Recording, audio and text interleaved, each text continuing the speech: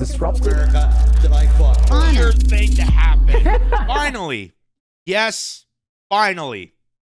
Parliament has returned. Yay! It's only been, since December of last year that Justin Trudeau halted Parliament. Well, first they went on Christmas break, then they halted Parliament because he resigned. Then the whole commotion of trying to find a new leader. They brought in Mark Carney as a central banker to overtake the Liberal Party. Then he got elected. Now, finally, politicians are going back to work. Finally, politicians are going back to the House of Commons to engage in this melodramatic soap opera known as Question Period. And it really is like a soap opera. Even the CBC in their headline makes it sound like a soap opera. Listen to this. As Parliament returns, routine proceedings will see some novel twists, some flair, and a visit from King Charles.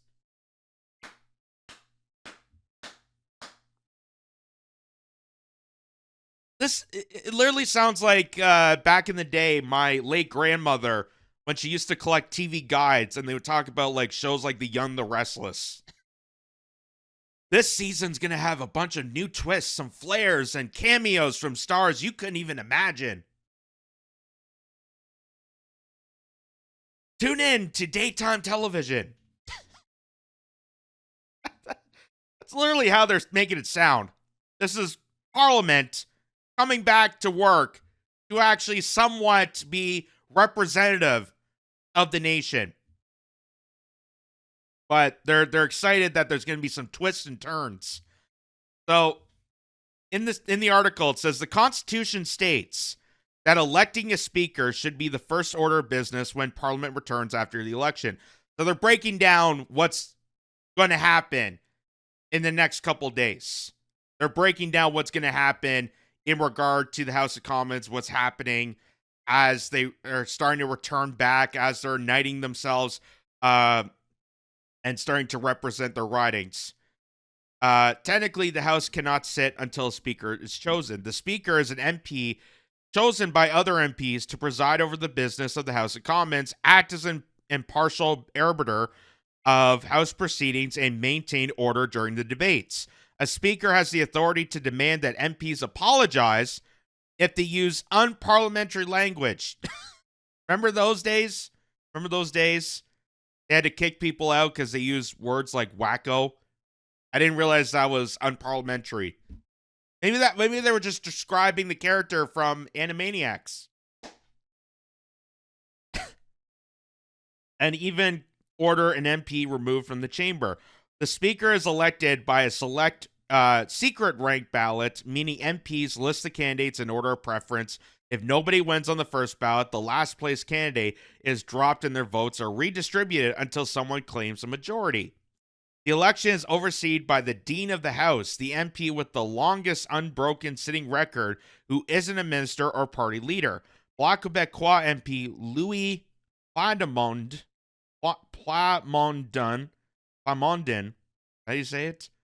Who was first elected in 1984, will be overseeing his 7th speaker election. While the speaker is elected as a member of a party, the role is considered nonpartisan. The speaker does not sit in any party caucus. But it is interesting how biased they will show themselves when things turn about. Like we saw with Anthony Rota, who was a previous speaker during the horrendousness of applauding a Nazi, Ukrainian Nazi, not just once, but twice in the House of Commons. Anthony Rota covered up the scandal. And then he was forced out and forced to resign because people pointed out how obvious, how suspicious, and how biased, how partisan the speaker really is. That he was allowing for Justin Trudeau, the Liberal Party, and the rest of the Parliament establishment to applaud a former Nazi. Twice. Oh, the good old days. But here, they've already elected their new Speaker of the House. So, Quebec MP Francis Scarpellegia elected as the new House of Commons Speaker. I don't. It doesn't say what party he's part of. Oh, Quebec Liberal MP says at the bottom here. So again, they're trying to make it sound like it's an unbiased person, which in all seriousness, it's supposed to be not partisan. They're not supposed to be biased. It's supposed to be a fair representation of all of Parliament. But knowing how speakers operate, knowing how the House of Commons works, knowing the last few people in that position, I don't put my hope and faith into thinking this guy is going to be nonpartisan. I have suspicions already, but we'll see how it goes. So here, this is Brian Lilly from Toronto Sun, one of the columnists there. He says, this is the new MP Mark Carney's first appearance in question period. He's already learned the old adage. It's called question period, not answer period. He replied to the questions, but did not answer them. So it sounds like Mark Carney, the guy who is not supposed to be Trudeau, who he keeps lying to people that he's not going to be Trudeau, we're not going to be the past, we're going to look forward, not the past, is already rebooting the same characteristics of the former prime minister at a time where he's supposed to be held accountable in question period. He's bringing back the old adages, the old gimmicks, the old trickaroo of not answering questions in Parliament, in the House of Commons during question period.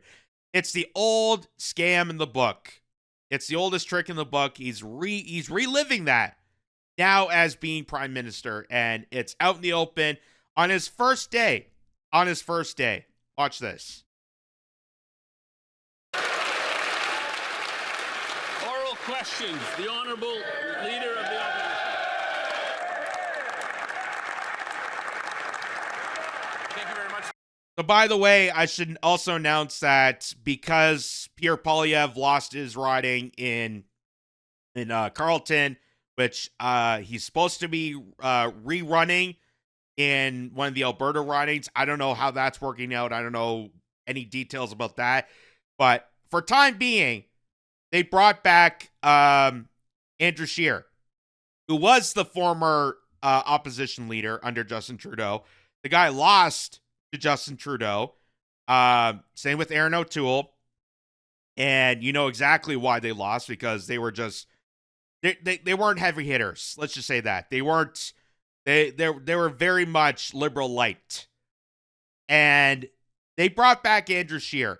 To be the opposition leader. So it really shows how corrupt it is that they move away from Pierre Poilievre, who Pierre Poilievre, despite his qualms, despite, what people say about him, he had some great moments. He had some great moments when he was holding account to, housing, when it came to the food crisis, when it comes to homelessness, when it comes to the drug epidemic. He had some great moments. It seems like the Conservative Party themselves pushed him away, someone who was actually one of the most popular Conservative MPs in that party, pushed him away to get some sort of establishment schmo like Andrew Scheer. So perhaps, and I'm not saying it did happen. I'm not denying or accepting that it happened, but it seems like the Conservative Party also played a role into trying to silence out Pierre Poilievre, because they can't stand a populist, which is the whole intention, the whole ideal of Parliament being so corrupted is because they can't have a politician that is for the people. They need a politician that represents the top interests. They need a politician that is easily corruptible, that could easily be bribed, that could do the lip service for the poor people, but side with the billionaire class. That's what's happening here. Mr. Speaker, I would like to welcome the Prime Minister to his first official question period. This is where democracy lives, and this is where we provide rigorous scrutiny on every word he says and every dollar he spends on behalf of Canadians. Now, let's talk about those words and dollars. During the election campaign, it was elbows up as he put retaliatory tariffs on the U.S. Then secretly, he dropped those tariffs to effectively zero. But he didn't stop. A day before the debate. And that was factually proven because it was on the Government of Canada's website. They dropped the tariffs. They dropped the tariffs against America the day before the debate. And nobody mentioned about it. Because they needed that fear tactic to win the election. They kept going on with the elbows up movement to scare people into voting for Mark Carney, instead of informing people, hey, by the way, we're not attacking America anymore. Hey, by the way, that, statement where I said America and Canada's relationship is over, yeah, we're repatching that. You don't have to stand outside and be like an idiot. You don't have to start doing the chicken dance. But they didn't tell people that. Why? Because they need to bait you. They need to bait you to get you into the poll station to vote for a central banker. Because if a central banker just ran in Canada, some people are not, unfortunately, there's a lot of people that would still vote for a central banker, but some people might take issue with that. Well, luckily, we're in the middle of a trade war. We're using harsh rhetoric to go after our American counterparts. How dare they? How dare they? How dare they vote for Orange Man? Ah! They need something to bait you into voting for this schmuck. Stop there. He told Canadians that the government would collect $20 billion in revenue from those tariffs and use it to cost his platform. Now that those tariffs are going to bring in $0, two quick questions. Why wasn't he honest with Canadians during the election? And how is he going to make up the shortfall? Is he going to borrow it, print it, or tax it? The right honourable Prime Minister. Mr. Speaker, may I first thank my constituents from Nepean for giving me the honour of being here.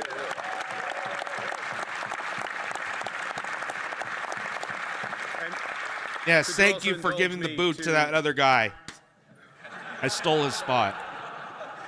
Say how great it is to see you in the Speaker's chair, and I trust that you're operating under the period of grace that will not be accorded to me.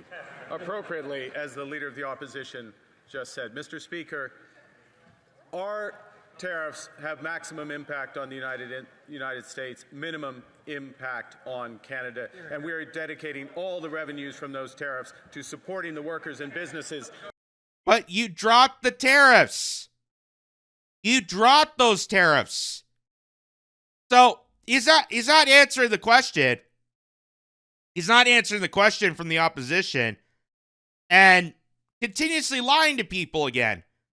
That, well, these tariffs are going to have huge impacts on America, but zero impact on Canada. Really? Because ordinary Canadians are not seeing that. We're already seeing job losses in the auto sector. We're also seeing retail sector having to scrutinize, having to lock their belts even tighter.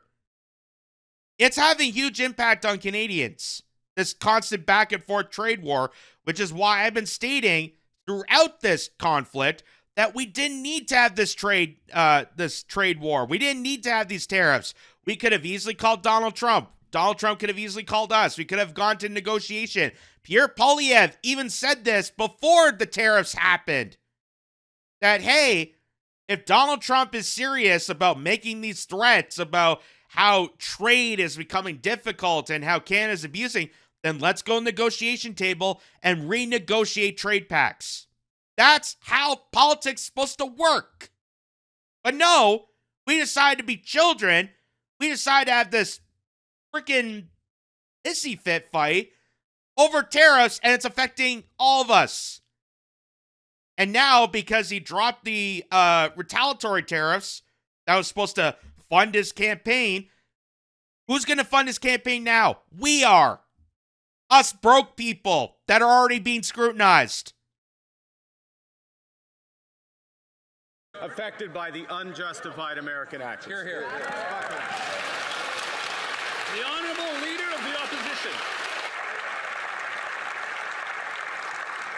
Well, he didn't take long to pick up old Liberal habits of not being able to answer questions. But since the election, Canadians have been inundated with grand rhetoric and pretty speeches from this Liberal Party, but they are still suffering under all those policies. Household debt up at record levels. Number of people who can't pay their mortgages increasing. Food bank use continuing to rise. Now TD Bank is forecasting a recession with hundreds of thousands of lost jobs. The PM said undoing the damage of the last 10 years would require I just realized that's a speed. very long He's not going to tie. table a budget for 6 months. If he's It's a the man very, with the plan very and the long value hire in tie. a crisis, why won't he table a budget before he goes Bottom on of his summer vacation? jacket. The Right Honourable Prime Minister. That's so weird.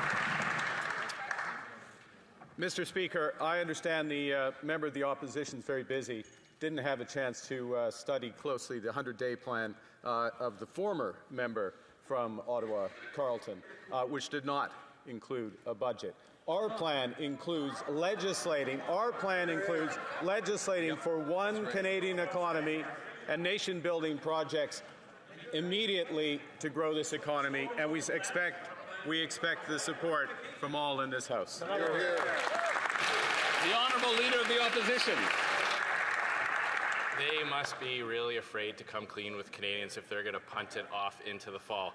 But, Mr. Speaker, with the throne speech yesterday, Liberals have effectively admitted that it was their policies that caused the suffering for Canadians. Their reckless borrowing and massive deficits caused the inflation. The carbon tax drove up prices and drove away investment. And their anti-development bills chased jobs out of Canada.